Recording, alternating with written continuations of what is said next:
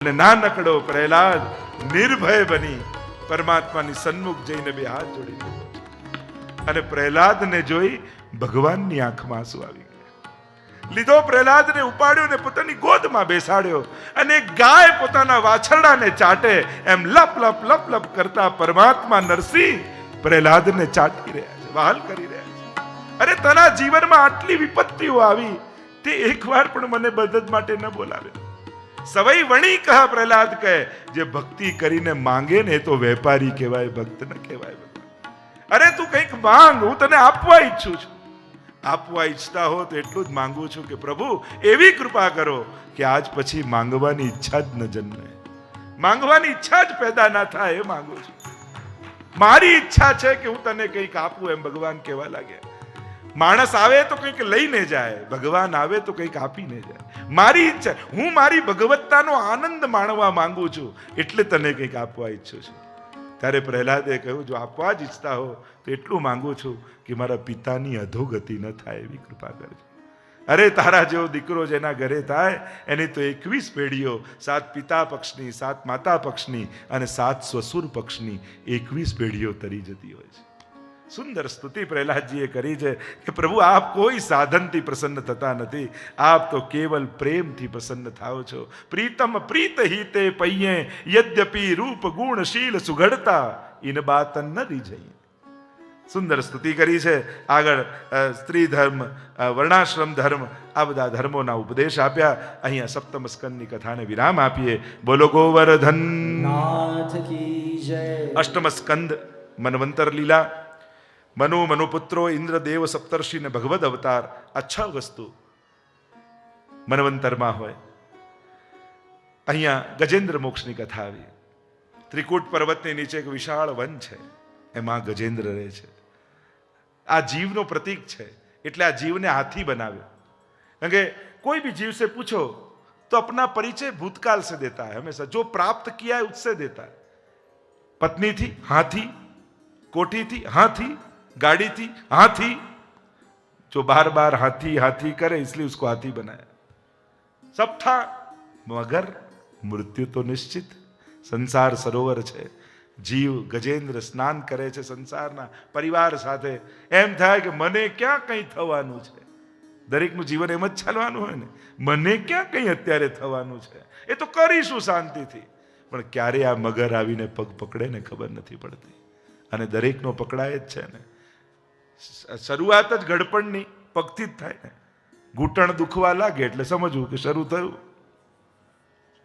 અને અહીંયા જ્યારે ગ્રાહ પકડે છે પગ, 10,000 હાથીઓનું બળ જળની અંદર મગરનું થઈ ગયું. બધા ભાગ્યા, કારણ કે મરનાર સાથે કોણ મરે? પાછળ રડે ખરા, મરે કોઈ નહીં. ચાહનારની ચિતા પર કોઈ ચડતું નથી, ચડવું તો એક તરફ, એની રાખને કોઈ અડતું નથી. ધનાની ભૂમૌ પશ્વશ્ચ ગોષ્ઠે બાર્યાગૃદ્વારી જના સ્મશાને દેહ ચિતાયામ પરલોક માર્ગે કર્માનુગો ગચ્છતિ જીવ. પરલોકમાં તો કરેલા કર્મો જ ભેગા આવે, બાકી કોઈ ના આવી શકે સાથે. જીવનની સમી સાંજે જખમોની યાદી જોવી હતી, બહુ ઓછા પાના જોઈ શક્યો, બહુ અંગત અંગત નામ હતા. આ ક્યાં માણસના છેલ્લા સમયે કોણ ભેગું આવી શકે? અને જ્યારે આ એને થયું કે બધા જ ભાગ્યા છે, હવે કોનો સહારો ગોતું? ડૂબવા લાગ્યો હાથી અને છેલ્લે હરી યાદ આવે. લીધું કમળ. કારણ કે વિચાર કરે કે છેલ્લો મોકો છે. જો આપણે ત્યાં કોઈ પ્રસંગ હોય ને, બહુ નજીકના વ્યક્તિને બધાને આમંત્રણ આપી નજીકનાને ભૂલી જઈએ, છેલ્લી ઘડીએ કહેવા જઈએ ને તો શું કે હવે છેલ્લે યાદ આવ્યા, આખા ગામને કંકોત્રી આપી દીધી ને, હવે નહીં આવી જાઓ. આ માણસ. અને ભગવાનને છેલ્લી ઘડીએ પણ મોકો આપો. જો ભગવાન અંતિમ શ્વાસ સુધી માણસને તક આપે છે, છેલ્લી શ્વાસ સુધી.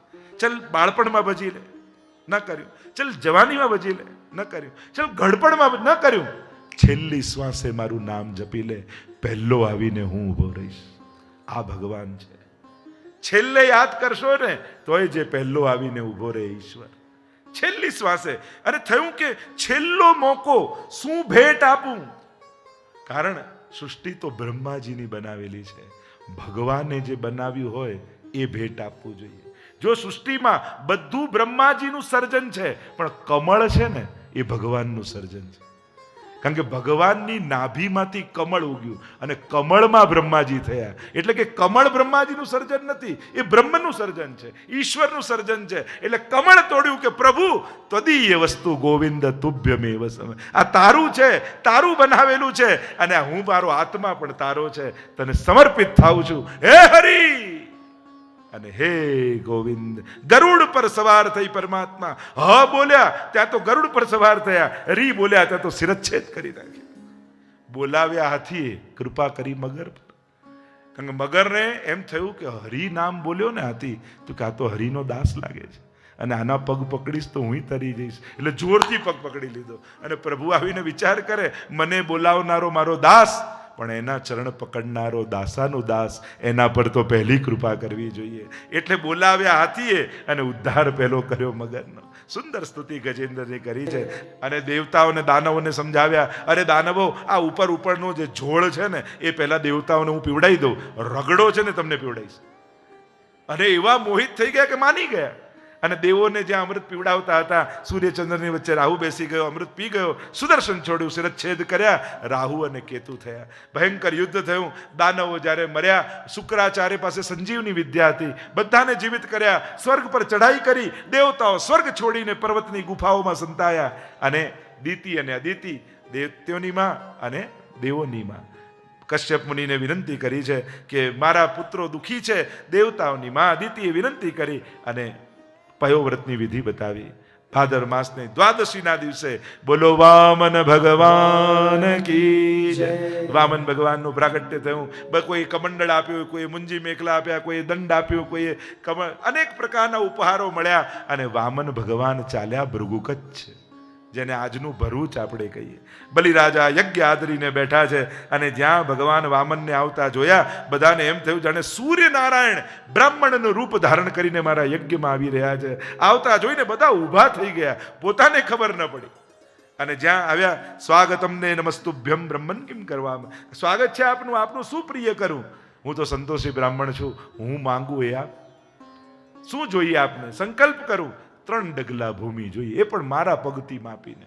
અને કહ્યું કે લાવો શંકર, આપ છો નાના ને વાતે નાની, એકવાર મારી પાસે જે માંગે ને એ પોતે દાતા બની જાય ને. ક્યાંય આપ કહો તો એક ગામ લખી આપું, આપ કહો તો આપના વિવાહ કરીએ, આપ કહો તો આપને લાખો ગાય આપું, આપ કહો તો રત્નો આપું.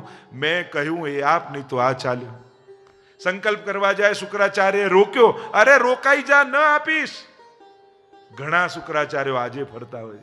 કોઈને ક્યાંક સંકલ્પ થાય કે આમાં સત્કર્મમાં ખર્ચીએ, અરે હમણાં ક્યાં આપીશ, હજી તો વાર છે, હજી તો થશે કે નહીં, હજી તો કેમ થશે. ઘણા સત્કર્મોમાં રોકનારાય મળે. પણ કહ્યું આના જેવું સૌભાગ્ય બીજું ક્યાં મળશે? જો ભગવાન છે અને એ માંગવા આવ્યા છે તો મારા જેવો ભાગ્યશાળી કોઈ નથી. સંકલ્પ કર્યો અને વામનમાંથી ભગવાન વિરાટ બન્યા. 2 ડગલામાં બધું જ માપી લીધું. બાંધ્યા બલિરાજાને. કહ્યું બતાવો ત્રીજું ડગલું ક્યાં મૂકું? બલિરાજાએ કહ્યું સર્વ તો સમર્પિત કરી દીધું, ત્રીજા ડગલામાં સ્વનું સમર્પણ કરું. મસ્તક નમાવ્યું ને કહ્યું ત્રીજું ડગલું મારા માથે પધરાવો. 3 ડગલામાં સર્વસ્વનું સમર્પણ કર્યું. સુતલ લોકનું રાજ્ય આપ્યું. ભગવાન પોતે દ્વારપાલ બન્યા છે. અને રક્ષાબંધનનો પ્રસંગ, લક્ષ્મીજી આવ્યા, બાંધી રાખડી બલિરાજાને અને કહ્યું આજથી તું મારો ભાઈ. કહ્યું કે અચાનક બહેન ક્યાંથી પ્રગટ થયા? કારણ કે આટલા સમયથી વૈકુંઠમાં ભગવાન આવ્યા નહીં. તો નારદજીને પૂછ્યું કે આ ગયા ક્યાં? નારદજી કહે અરે તમને ખબર નથી, તમારા પતિને તો બહુ સારી જોબ મળી ગઈ છે. તો કે ક્યાં? કે બસ આ બલિરાજાને ત્યાં અસ્કારીની, ચોકીદારની. અને લક્ષ્મીજી ગયા, એ ને બધો બલિરાજા દાનવેન્દ્રો મહાબલ રક્ષા બાંધી. કહ્યું કે આના બદલામાં આપું શું કે તમારો અસ્કારી, બીજું કાંઈ નથી જોઈતું. એને મુક્ત કરો.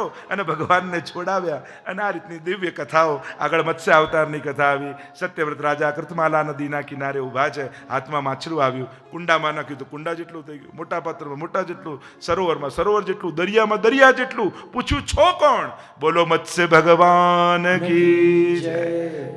કહ્યું પ્રલયકાલ આવે છે, તારે વેદોની રક્ષા કરવાની છે. આ ગુરુનું રૂપ છે.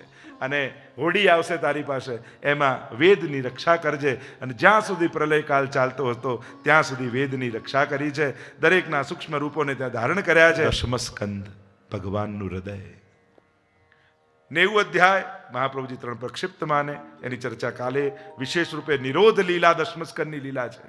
અને અહીંયા પ્રશ્ન કરતા કહ્યું, કથિતો વંશ વિસ્તારો ભવતા સોમ સૂર્યયો રાજ્યામ ચોભયવંશાનામ ચરિતમ પરમાદ્ભુતમ. એ અદ્ભુત ચરિત્ર જે ચંદ્રવંશમાં પ્રગટ થઈને પ્રભુએ કર્યા એ વિસ્તારથી મને કહો. કારણ કે પ્રભુ તો મારા ઈષ્ટ છે. અત્યાર સુધી ભલે સંક્ષિપ્તમાં આપે કથા કહી હોય, પણ હવે મારા પ્રભુની કથા આવે છે, હવે વિસ્તારથી કથા કરજો. નિવૃત્ત તર્ષૈરુપગીય માનાત ભવૌ સદા છોત્ર મનોભિરામાત કૌત્તમ શ્લોક ગુણાનુવાદાત પુમાન વિરજ્યેત વિના પશુગનાત. કોણ એવો આત્મઘાતી જીવ હશે જેને ભગવાનની કથામાં રસ નહીં આવતો હોય?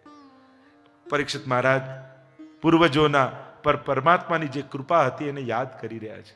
સારા પ્રસંગે પોતાના પૂર્વજોને યાદ કરવા, એમના સત્કર્મો, એમની ભક્તિ, એમના સમાજને કરેલા યોગદાન, આ બધાને યાદ કરવું. બાળકોને એમની વાત કરવી જેથી પ્રેરણા મળે. કદાચ આપણા વડીલો પાસે આપણા જેટલા સુખ સાધનો નહોતા, પણ એમના ચહેરા પર જે સંતોષ હતો ને, કદાચ આપણી પાસે બધું હોવા છતાં એમના જેવી શાંતિ ચહેરા પર નથી. વડીલો આપણી પ્રેરણા છે, એનું સ્મરણ કરો. અહીંયા યાદ કરે છે કે મારા પૂર્વજો પર પરમાત્માની કેવી ન તરી શકાય એવું દુરત્યયમ કૌરવ સૈન્ય સાગરમ કરત્વા તરન વત્સ પદમ. વાછરડાના પગથી ખાડો પડે ને માણસ ઓળંગી જાય એ રીતે સહજમાં ઓળંગી ગયા. અહીંયા સુખદેવજી પૂછે છે પરીક્ષિતને કે તને કંઈક ભૂખ તરસ લાગી હોય તો ભોજન કરી આવ. નૈષાદિ દુસાક્ષમાં ત્યક્તોદમપી બાધતે પિબંતમ તન મુખાંબુજ અચ્યુતમ હરિકથામૃતમ. આપના મુખથી જે અમૃત પીવું છું ને, પછી પેટની ભૂખ તરસ કંઈ લાગતી નથી.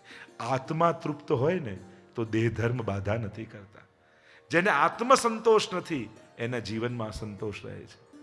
જે પોતાનાથી તૃપ્ત હોય, અને જેને પોતાનાથી અસંતોષ હોય ને એને દુનિયા પણ સંતોષ ના આપી શકે. એટલે ભક્તો સ્વયંથી તૃપ્ત હોય છે. યત લબ્ધ્વા પુમાન અમૃતો ભવતી તૃપ્તો ભવતી. ભક્તિ સૂત્રમાં નારદજી કહે છે કે આ ભક્તિ કેવી છે? યલ્લબ્ધ્વા પુમાન સિદ્ધો ભવતી અમૃતો ભવતી તૃપ્તો ભવતી. ભક્તિ જીવનમાં આવે ને પછી દુર્ગુણો પણ છોડવા ન પડે, એની મહેનત ન કરવી પડે, આ બધું ખરી જાય. જ્યારે ભક્તિ ઉદય થાય ને હૃદયમાં, ત્યારે દુર્ગુણો ખરી પડતા હોય છે, એને કાઢવાની પણ મહેનત નથી કરવી પડતી. કહ્યું આ કંઈક તું અમૃત પાન કરું છું તો ક્ષુધા તુષા નથી લાગતી. એટલામાં સુતજી બોલ્યા, એવમ નિશમ્ય ભૃગુનંદન સાધુવાદમ વૈયા સકીસ ભગવાન વિષ્ણુરાતમ. તો કે કથા તો સુખદેવજીને પરીક્ષિતની વચ્ચે ચાલે છે, આમાં સુત ઉવાચ વચ્ચે ક્યાંથી આવ્યું? તો કે જ્યારે ભગવદ વિષય પ્રશ્ન કર્યા ને તો સુખદેવજીની તો સમાધિ લાગી ગઈ. મહાપ્રભુજી સમજાવે છે. અને સમાધિ લાગી ગઈ તો પ્રભુને ચિંતા થઈ કે સુખદેવજી તો સમાધિમાં જતા રહ્યા, હવે મારી કથા કહેશે કોણ? ત્યારે સ ભગવાન અથ વિષ્ણુરાતમ. એટલે કે એ સમયે ભગવાન સુખદેવજીના હૃદયમાં આવ્યા અને હવે આગળની કથા સુખદેવજી નહીં, ભગવાન પોતે કહેવાના છે. એટલે દશમસ્કંદની આ કથા, દિવ્ય કથાના વક્તા ઠાકોરજી પોતે છે. સ ભગવાન અથ વિષ્ણુરાતમ. પ્રશ્નો કર્યા છે કે બલરામજી તો રેડીજીથી પ્રગટ થયા, પછી દેવકીજીના પુત્ર કેમ કહેવાય? કૃષ્ણ વસુદેવજીનું ઘર છોડીને વ્રજમાં કેમ બસ્યા? પ્રભુ નંદાદી ગોપો સાથે ક્યાં ક્યાં નિવાસ કર્યો? પ્રભુ વ્રજમાં રહી મધુપુરીમાં કઈ કઈ લીલાઓ કરી, તથા મધુપુરીમાં કઈ કઈ લીલાઓ કરી? કંસ તો મામા હતા છતાં એને કેમ માર્યા? દ્વારિકાપુરીમાં યદુવંશીઓ સાથે પ્રભુએ કેટલા વર્ષ નિવાસ કર્યો? પ્રભુની પત્નીઓ કેટલી હતી? ગુરુદેવ થોડું તો પૂછ્યું ને ઘણું રહી ગયું હશે, ન પૂછ્યું હોય એ પણ કથા આપ કહેજો. પ્રસન્ન થયા. કથા કહેતા કહ્યું કે પૃથ્વી પર જ્યારે ભાર વધ્યો, ગાયનું રૂપ ધારણ કરી ક્ષીરસાગર પર આવી. બ્રહ્માજી આગળ વિનંતી કરી છે અને બ્રહ્માજી ગાયને લઈ, પૃથ્વીને લઈ ક્ષીરસાગર પર આવી પ્રભુને પુકાર કરવા લાગ્યા. તત્ર ગત્વા જગન્નાથ દેવ દેવ વૃષાકપિમ પુરુષમ પુરુષ સુક્તેન ઉપતસ્થે સમાહિત. પ્રભુ ભાર વધ્યો છે, પાપીઓનું સામ્રાજ્ય વધ્યું છે, પધારો. ઓ શ્રીનાથજી આવજો તમે, વાટ જોઈ રહ્યા ક્યારના હે પ્રભુ પધારીએ. પ્રભુ પ્રગટ થયા. આજ્ઞા કરી બ્રહ્માજી દેવતાઓને કહો જુદા જુદા રૂપ ધારણ કરીને બ્રજમાં જાય. હું થોડા જ સમયમાં આવીશ. કોઈ ગાય બન્યું, કોઈ વાછરડું બન્યું, કોઈ વૃક્ષ બન્યું, કોઈ તૃણ બન્યું, કોઈ કણ બન્યું અને જુદા જુદા રૂપ ધારણ કરી દેવતાઓ વ્રજમાં નિવાસ કરે. જો આપણે ત્યાં કહીએ દેવશયની એકાદશી આપણે ત્યાં આવે છે તો ઘણી વાર એમ કે દેવતાઓ સૂઈ ગયા. અરે દેવતાઓ સૂઈ જાય તો આ બ્રહ્માંડનું શું થાય? દરેકના પોતપોતાના કાર્યો છે. ખરેખર સૂઈ નથી જતા. એ 4 મહિના દેવતાઓના રજાના દિવસો હોય છે કે એ 4 મહિના ચાતુર્માસમાં કોઈ શુભ કાર્ય ન થાય, કારણ કે એ સકળ દેવતાઓ પોતાની જવાબદારીઓ છોડી અને વ્રજવાસ કરતા હોય છે. અને એટલે જ આપણે ત્યાં ચાતુર્માસમાં વ્રજયાત્રા થાય, કારણ કે એ સમયે સકલ દેવતાઓનો વાસ વ્રજમાં હોય છે, સકલ તીર્થોનો વાસ વ્રજમાં હોય છે. અને એ સમયે વ્રજયાત્રા કરો તો ભારતના સકલ તીર્થોની યાત્રા કરે એનું પુણ્ય હોય છે. એટલા માટે દેવશયની એકાદશીથી હોય છે. આ ભાવ આપણે ત્યાં છે. અને જ્યારે દેવતાઓ જુદા જુદા રૂપ ધારણ કરીને ગયા, અહીંયા વસુદેવ દેવકીના વિવાહની કથા આવી અને વિવાહની તૈયારીઓ કરી રહ્યો છે કંસ. મારી બહેનના લગ્ન દુનિયામાં ન થયા હોય એ રીતે કરીશ, બતાવી દઈશ લોકોને. અને આમ કરી પોતાના અહંકારને સંતોષવા માટે બહેનને પરણાવી રહ્યો છે. જ્યાં પરણાવવાનો વળાવવાનો સમય આવ્યો અને સારથીને ઉતાર્યો, તું ઉતર, આટલું બધું દહેજમાં આપ્યું છે, આટલો બધો વૈભવ આપ્યો છે, કોઈ લૂંટી લેશે તો મારી બહેનને હું વળાવવા જઈશ. આમ કહીને ગામને સંભળાવી રહ્યો છે. અને સારથીને ઉતાર્યો અને સ્વાર્થી બેસી ગયો. અને આપણા જીવનમાં આપણા જીવનનો સારથી કોઈ સ્વાર્થી બની જાય ને તો એ રથને પતન તરફ જ લઈ જતો હોય. જ્યાં રથની લગામ લીધી, આકાશવાણી થઈ, મૂર્ખ, તું જેને વળાવવા જાય છે એનો 8મો ગર્ભ તારો કાળ થશે. પોતાને ભય લાગ્યો, ખડગ ખેંચ્યું, કેશથી પકડ્યા દેવકીજીને, જેમ મારવા જાય દોડતા વસુદેવજી આવે હાથ પકડી લીધો. અરે આ નાની બેન તો દીકરી સમાન કહેવાય. તારી યશ, કીર્તિ, વૈભવ બધું જતું રહેશે અને તને મૃત્યુનો ડર છે. મૃત્યુ જન્મ બતામ વીર દેહીન સહજાયતે. મૃત્યુ તો જન્મની સાથે પેદા થાય છે કંસ. મૃત્યુનો સમય, મૃત્યુનું કારણ અને મૃત્યુનું સ્થાન માણસ જન્મે ને ત્યારે જ નક્કી થઈ જાય છે. કહ્યું, હું તને વચન આપું છું, અમારે જે બાળક થશે એ તને આપી દઈશ. શત્રુ તો 8મો છે ને, આણે તારું શું બગાડ્યું છે? નક્કી કર્યું. 6 બાળકો થયા. નારદજીને થયું કે પાપનો ઘડો ભરાશે નહીં તો ફૂટશે કેમ? કંસને જઈને સમજાવ્યું, જો આમાં દેવતાઓની ચાલ લાગે છે, 8મો કયો કઈ રીતે ખબર પડે? એક ફૂલ લીધું, કહ્યું આ પાકડીથી ગણ તો 8મી આ થાય, આ પાકડીથી ગણ તો 8મી આ થાય, આ પાકડીથી ગણ તો 8મી આ થાય. આમ બધી પહેલી ને બધી 8મી, આમાં 8મો કયો કેમ ખબર પડે? કંસને થયું વાત તો સાચી. 6 બાળકોને મારી નાખ્યા. 7મા આવ્યા શેષજી. માયાને આજ્ઞા કરી, કર્ષણ કરો ને રોહિણીજીના ઘરમાં પધરાવી દો.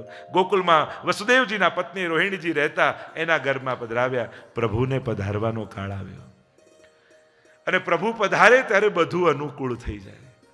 ભગવાન સારા મુહૂર્તની રાહ નથી જોતા, ભગવાન આવે એ જ ઉત્તમ મુહૂર્ત છે.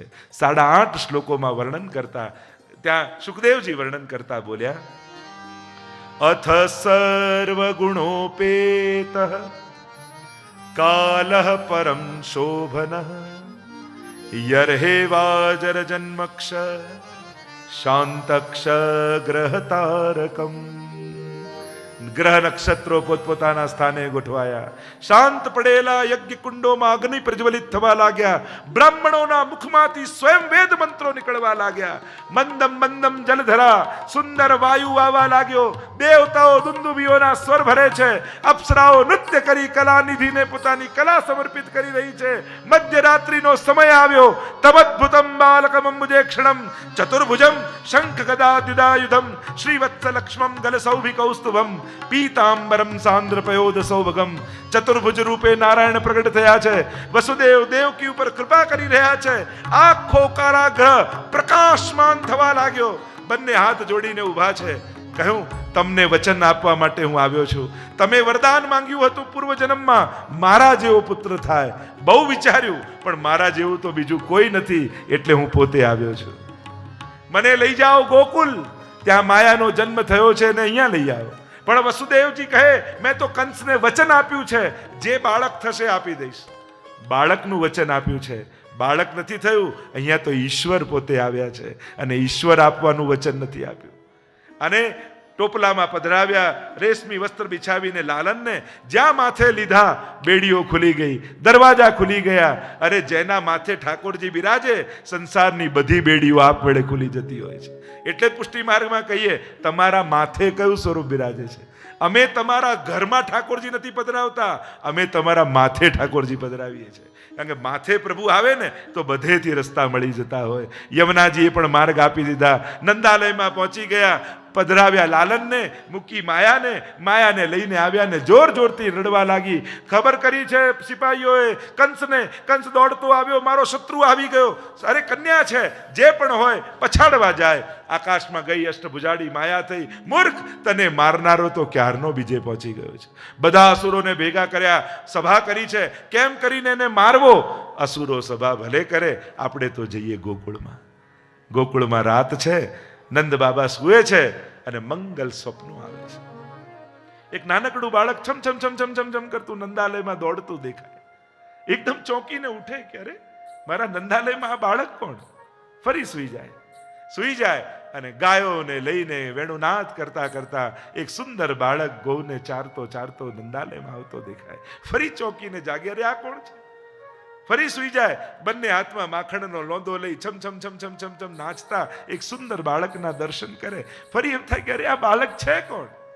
આવા મંગલ સ્વપ્નો આખી રાત નંદ બાબાએ જોયા અને બ્રહ્મ મુહૂર્તમાં જાગ્યા અને સીધા ગાયોની સેવા કરવામાં પહોંચી ગયા.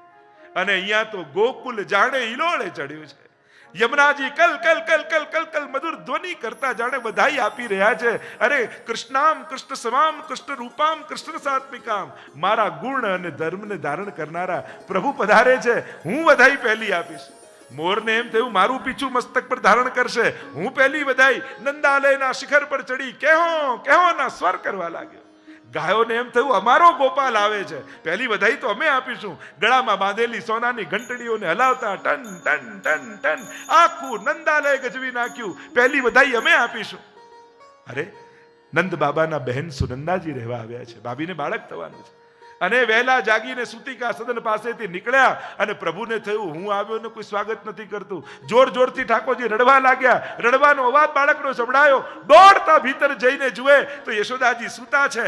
નીલમણી અલૌકિક પ્રકાશિત બાળક કિલકારીઓ કરી રહ્યું છે. અને જ્યાં જોયા આવા દિવ્ય બાળકને, અરે ધન્ય યશોદા ભાગ્ય તિહારે जिन ऐसो सुत जायो हो. अरे यशोदा जाग, तेरे घर लालन पधारे है. યશોદાજી તો જ્યાં લાલનને જોયા છાતી ચાપી લીધા, અશ્રુપાત કરવા લાગ્યા, બોલી શકતા નથી. સુનંદાજીને થયું આખા ગોકુળને હું વધાઈ આપીશ. ચતુશ્લોકી ભાગવતનો ઉપદેશ બ્રહ્માજીને આપ્યો.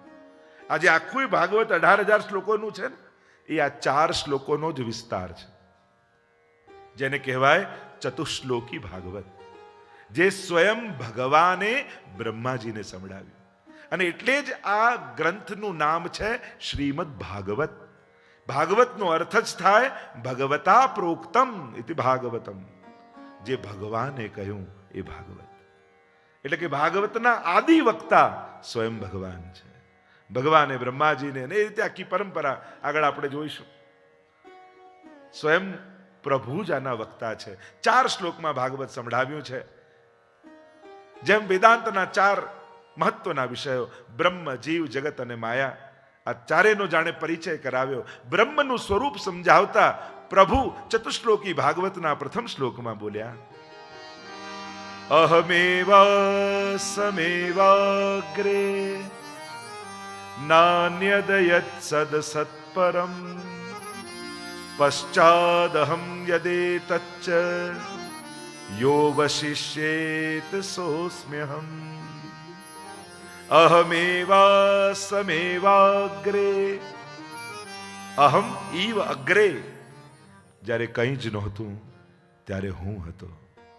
જ્યારે બધું જ છે તો હું જ છું, અને કંઈ નહીં રહે ત્યારે કેવલ હું રહીશ. આ જ બ્રહ્મ છે, જે શાશ્વત છે, એ જ બ્રહ્મ. બ્રહ્મના સ્વરૂપને સમજાવ્યું. જગત, માયા, જીવ, આ બધા જ સ્વરૂપોને સમજાવ્યા છે. આગળ ભાગવતના 10વિધ લક્ષણોની કથા આવી. ભાગવત મહાપુરાણ છે, અને મહાપુરાણ એને કહેવાય જ્યાં 10 લક્ષણ હોય. અને 10 લક્ષણોને સમજાવતા કહ્યું, અત્ર સર્ગો વિસર્ગશ્ચ સ્થાનમ પોષણ મૂતય મનવંતરેશાનું કથા નિરોધો મુક્તિરાશ્રય. ત્રીજા સ્કંદથી 12મા સ્કંદ સુધી સર્ગ લીલાથી શરૂ થઈ આશ્રય લીલા સુધી આ 10 વિધ લીલાઓ પરમાત્માની. શ્રી કૃષ્ણમ પરમાનંદમ દશલીલાયુતમ સદા સર્વભક્ત સમુદ્ધારે વિસ્ફુરંતમ પરમ નુમ. શ્રી મહાપ્રભુજી શ્લોક લખતા કહે છે, ભગવાન 10 વિધ લીલાયુક્ત છે. પ્રભુની મુખ્ય 10 લીલાઓ છે. આપણને કોઈ પૂછે પ્રભુની લીલાઓ કઈ, તો આપણે કે દાન લીલા, માન લીલા, ખેલ લીલા, હોરી લીલા. પણ આ બધી જ લીલાઓ તો એક નિરોધ લીલાની અંતર્ગત છે, જે 10મ સ્કંદમાં વર્ણિત છે. મુખ્ય 10 વિધ લીલાઓ સર્ગ લીલાથી શરૂ થાય, વિસર્ગ, અને આમ કરતા કરતા અનુક્રમે નિરોધ, મુક્તિ અને 12મો સ્કંદ એ આશ્રય લીલા. 12મો સ્કંદ એ આશ્રય લીલા છે, ત્યાં વિરામ લીલાનો થાય. અને એટલે જ આપણે ત્યાં સત્સંગમાં પણ એવો ક્રમ છે, આખો સત્સંગ પૂરો થાય એટલે છેલ્લે આશ્રયનું પદ ગવાય. લોકો એમ માને કે આશ્રયનું પદ એટલે સત્સંગ પૂરો કરવાનો. સત્સંગ પૂરો કરવા માટે આશ્રય નથી, સત્સંગ પૂર્ણ કરવા માટે આશ્રય છે. કારણ કે સત્સંગ પૂર્ણ ત્યારે જ થાય જ્યારે આપણો આશ્રય ઠાકોરજીના ચરણોમાં સિદ્ધ થઈ જાય. એટલે પુષ્ટિમાર્ગી પરંપરામાં આ પ્રકાર છે, જ્યારે પણ સત્સંગનો વિરામ, સેવાનો વિરામ આપણે કરીએ તો છેલ્લે આશ્રયનું પદ બોલી દંડવત કરીને પછી નીકળીએ. કારણ કે ભાગવતની છેલ્લી લીલા, 12મા સ્કંદની લીલા એ આશ્રય લીલા છે. દ્વિતીય સ્કંદને વિરામ આપીએ, પ્રવેશ કરીએ તૃતીય સ્કંદમાં, સર્ગ લીલા. સર્જનમ સર્ગ. 33 અધ્યાયમાં મહાપ્રભુજી સમજાવે કે 2 પ્રકારની સૃષ્ટિનું સર્જન પ્રભુએ કર્યું છે, બંધ સૃષ્ટિ અને મુક્ત સૃષ્ટિ, દૈવી સર્ગ અને આસુરી સર્ગ. દુનિયામાં દરેક પ્રકારના લોકો છે જ. માણસ એની પ્રકૃતિથી ભાગી નથી શકતો. જો માણસ કૃતિથી ભાગી શકે, પ્રકૃતિથી ન ભાગી શકે. કામથી ભાગી શકે, સ્વભાવથી ન ભાગી શકે. અને ઘણીવાર સ્વભાવને કારણે કામ છોડવાનો વારો આવી જાય, પણ સ્વભાવ નથી છોડી શકતો. ઉત્તમ વસ્તુ પ્રાપ્ત થઈ હોય ત્યારે સ્વભાવ છોડીને પણ એને પકડી રાખવું. સેવા અને સત્કર્મ પ્રાપ્ત થયા હોય ત્યારે ઘણીવાર આપણી પ્રકૃતિ આડે આવી જતી હોય અને ઘણીવાર છોડી દી. હું તો કહું, જ્યારે પ્રભુનું કાર્ય કોઈ પણ કરતા હો ત્યારે એને પકડો, સ્વભાવને છોડો, પ્રકૃતિને બદલો. માણસના હાથમાં ઘણીવાર પ્રકૃતિને છોડવું નથી હોતું. દૈવી અને આસુરી બંને પ્રકારનો. મહાપ્રભુજીનો 16 ગ્રંથમાં એક ગ્રંથ છે પુષ્ટિ પ્રવાહ મર્યાદા ભેદ, અને એમાં મહાપ્રભુજી સમજાવે છે કે મમૈવાંશો જીવ લોકે જીવભૂત, બધા જ મારા અંશ છે. એમ ગીતાજીમાં ભગવાને કહ્યું. સમગ્ર સૃષ્ટિ પરમાત્માથી પ્રગટ થઈ છે, છતાંય મહાપ્રભુજીએ બહુ ગહનતાથી સમજાવ્યું કે ઠાકોરજીએ 3 પ્રકારની સૃષ્ટિ સર્જી છે, પુષ્ટિ, પ્રવાહ અને મર્યાદા. અને એના પછી અંતર્ગત ભેદો, જે એમ કે ને આપણે તો મનમાં આવે એ કરું, માનું કે આ પ્રવાહી છે. અને પ્રવાહી સૃષ્ટિનું સર્જન ભગવાને પોતાના મનમાંથી કર્યું છે. વચસામ વેદ માર્ગમ. અને પ્રવાહ જે મર્યાદા સૃષ્ટિ છે એનું ભગવાનની વાણીમાંથી પ્રાગટ્ય છે. એને ધર્મમાં આસક્તિ છે, એને નિયમો, વ્રત, તીર્થોમાં આસક્તિ છે, પણ એને એમ કહો ભગવત સેવા કર તો કે એ નહીં ફાવે. એટલે કે ધર્મમાં આસક્તિ છે, ધર્મમાં પ્રીતિ નથી, એ મર્યાદા છે. અને પુષ્ટિ કાયે ન નિશ્ચય, પ્રભુએ પોતાના શ્રીઅંગમાંથી ત્રીજી સૃષ્ટિ પ્રગટ કરી છે અને એ શ્રીઅંગની સેવા માટે કરી છે. એને સાધનોમાં રુચિ નથી, એને સેવામાં રુચિ છે. એટલે કે વૈષ્ણવનું સેવા કર્તવ્ય નથી, વૈષ્ણવનું સેવા સ્વભાવ છે. સેવાને કોઈ કાર્ય ન માનો, સેવા એ તમારો નેચર છે, સ્વભાવ છે. કારણ કે જ્યારે સેવાને ક્રિયા માનશો ને તો થાકી જશો, પણ સેવાને સ્વભાવ બનાવી લેશો ને તો જેટલું કરશો એટલો આનંદ આવશે. તો વૈષ્ણવનો સેવા સ્વભાવ છે. અહીંયા દૈવી સર્ગ અને આસુરી સર્ગ બંને પ્રકારની સર્ગની વાત કરી. અને દૌ સ્વર્ગ ભૂતવ, જેમ ગીતાજીમાં પણ ભગવાને કહ્યું છે, બંને પ્રકારની સૃષ્ટિ મેં પ્રગટ કરી છે. એટલે કે દુનિયામાં સીધી સાદી ભાષામાં સમજાવું તો બધા જ દુનિયામાં કોઈ દિવસ બગડી જવાના નથી. અને બીજી વાત, બધા જ દુનિયામાં ક્યારે સુધરી જવાના નથી, કારણ કે સૃષ્ટિ જ બે પ્રકારની છે. અહીંયા તૃતીય સ્કંદની શરૂઆત કરી. વિદુરજી સમજાવવા જાય છે અને દુર્યોધને અપમાન કર્યો. મહેલ છોડીને કુટિયા બાંધીને યમુનાજીના તટ ઉપર રહેવા ગયા. થયું કે આ રીતે જ્યાં પ્રભુનું અપમાન થાય તો સર્વનાશ થઈ જાય. અને વિચાર કર્યો કે જો ભાઈઓ લડી રહ્યા છે તો મારે એ લડતા જોવા નથી ભાઈઓને. છેલ્લે પ્રભુએ ઉપાય કર્યો. પ્રભુએ વિચાર કર્યો કે લાવ હું દુર્યોધનને સમજાવવા જાઉં જેથી મહાભારતનું યુદ્ધ ટળી જાય. અને પ્રભુ રથ લઈને પધાર્યા છે હસ્તિનાપુર. સમસ્ત હસ્તિનાપુરમાં આનંદ વ્યાપ્યો છે. અરે શ્રી કૃષ્ણ પધારી રહ્યા છે. પ્રભુ છેલ્લો પ્રયાસ કરે છે કે દૂત બનીને હું જાઉં અને દુર્યોધનને સમજાવું કે યુદ્ધ ઠીક નથી, કોઈના માટે સારું નથી, યુદ્ધથી કોઈને લાભ થતો નથી. આપણે એમ માનીએ કે આ યુદ્ધમાં આના આટલા મર્યા, આના આટલા મર્યા, પણ એ સૈનિકો નથી મરતા, સ્વજનો જ છેલ્લે મરે. કોઈનો દીકરો મરે છે, કોઈનો પતિ મરે છે, કોઈનો પિતા મરે છે, કોઈનો ભાઈ મરે છે. આપણે સૈનિકોની સંખ્યા ગણીએ કેટલી મરી, પણ કેટલા સંબંધો એક વ્યક્તિ સાથે મરી જાય છે એ તો આપણે ગણતાય નથી હોતા. વ્યક્તિ એક જતો હોય છે પણ એક વ્યક્તિની સાથે કેટલા સંબંધો મરતા હોય છે. એટલે યુદ્ધ હંમેશા માનવતાની હાર જ છે. એ કોઈનું પણ યુદ્ધ હોય. પ્રભુને થયું કે હું ટાળવા, એટલે ભગવાને તો ખૂબ કોશિશ કરી છે કે મહાભારતનું યુદ્ધ ન થાય. ઘણી વાર લોકો એમ કે કૃષ્ણએ યુદ્ધ, ખરેખર તો પ્રભુએ અંતિમ છેક સુધી પ્રયાસો કર્યા યુદ્ધ ટાળવાના. પણ જ્યારે જાકો પ્રભુ દારૂણ દુઃખ દેઈ તાકી મતી પહેલે હર લઈ. ભગવાન જેને દુઃખ આપવા જ ઈચ્છતા હોય ને એની બુદ્ધિ પહેલા લઈ લે. અને બુદ્ધિ નાશાત પ્રણશ્યતિ, બુદ્ધિનો નાશ થાય એટલે સર્વનાશ થઈ જાય.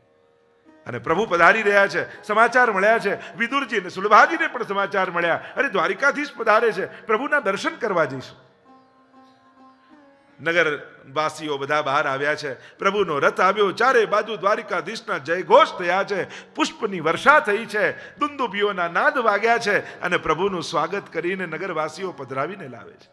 દૂર ઉભા વૃક્ષની આડમાં વિદુરજી અને સુલભાજી નિરખી રહ્યા છે પ્રભુને. અરે જુઓ ને, પ્રભુ કેવા બધાની સામે સ્મિત કરતા કરતા બધાના અભિવાદનને ઝીલતા ઝીલતા પધારે છે. સુલભાજીએ કહ્યું, સાંભળો છો, પ્રભુ આપણી સામે જુએ તો કેવો આનંદ આવે. અને એટલામાં ઠાકોરજીની દ્રષ્ટિ પડી. અરે કાકાજી નમસ્કાર. અને એટલા પ્રસન્ન થઈ ગયા. નમસ્કાર નમસ્કાર નમસ્કાર. સુલભાજી કહેવા લાગ્યા, મારા મનમાં તો બીજો મનોરથ આવ્યો કે અરે પ્રભુ આપણા ઘરે પધારીને રાજભોગ આરોગે તો કેવો આનંદ આવે.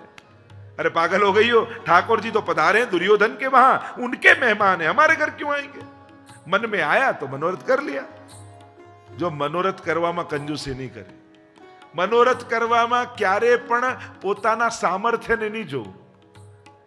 ઠાકોરજી સંબંધી મનમાં મનોરથ કરવો હોય ને, પૂરો થાય એ જ્યારે થાય ત્યારે થાય, પણ પોતાનું સામર્થ્ય જોઈને મનોરથ નહીં કરવો, ઠાકોરજીનું સામર્થ્ય વિચારીને મનોરથ કરવો. આપણે આવી કથા, આપણે થોડી આવો મનોરથ, અરે કેમ નહીં, મનમાં મનોરથ કરવામાં શું જાય છે. પ્રભુને જો ગમી જશે ને તમારો મનોરથ, તો તમારા સંજોગો ફેરવતા ઠાકોરજીને જરાય વાર નહીં લાગે. પ્રભુને એમ થશે મારે આની પાસે કરાવો છે, તો આપણા દિવસો ફેરવવામાં ઠાકોરજીને ક્ષણની વાર. આપણા માટે જે અસંભવ હોય છે, ઠાકોરજી માટે એક ક્ષણમાં સંભવ હોય છે. એટલે ક્યારે પણ અવિશ્વાસ રાખીને મનોરથ ન કરો, મન કચવાઈને મનોરથ ન કરો, અસમર્થ જાણીને મનોરથ ન કરો. મનોરથ કરો, સામર્થ્ય ઠાકોરજી આપી. શ્રી પ્રભુને પ્યારા શ્રી યમુનાજીના લાડીલા એવા રસિક સત્સંગી વૈષ્ણવોને જે શ્રીના આ વચનામૃત ગમ્યા હોય તો આ વિડીયોને લાઈક કરજો, શેર કરજો અને અમારી ચેનલ શ્રી વલ્લભ સત્સંગને સબસ્ક્રાઇબ કરવાનું ભૂલશો નહીં, જેથી તમને આવા અવનવા વચનામૃતો મળતા રહે. સર્વે વહાલા વૈષ્ણવોને ભાવથી જય શ્રી કૃષ્ણ.